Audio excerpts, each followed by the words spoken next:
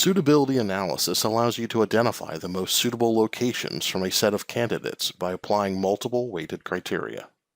Here we have a set of potential healthcare clinic locations that we want to rank to find the most suitable site.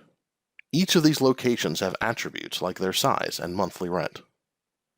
To find the most suitable location for a new clinic, start the workflow under the Run Analysis menu.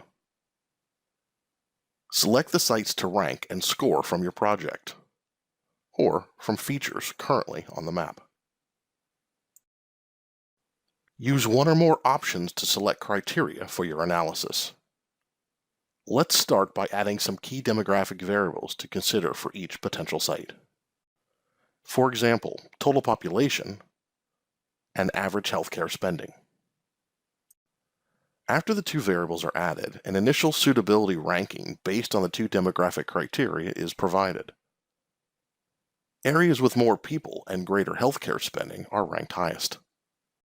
Let's add a site characteristic to the analysis.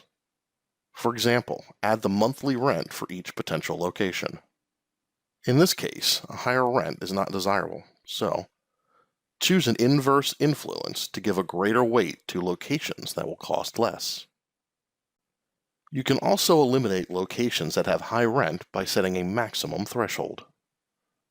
Add point layer criteria to examine the impact of competitive locations. For example, count the number of existing healthcare clinics in the buffer around each potential location.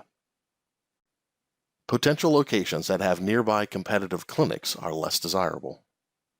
By default, all the criteria are weighted equally. Increase the weight of one of the criteria to elevate its importance in the scoring and ranking of the suitability analysis.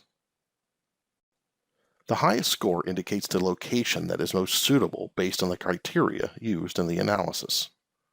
You can filter the results of the analysis to show only the most suitable locations. Information about how scores are calculated can be found in the help documentation. The analysis criteria and weights can be saved so that they can be used again. You can also export the results to an Excel spreadsheet or a new map layer. Thanks for watching.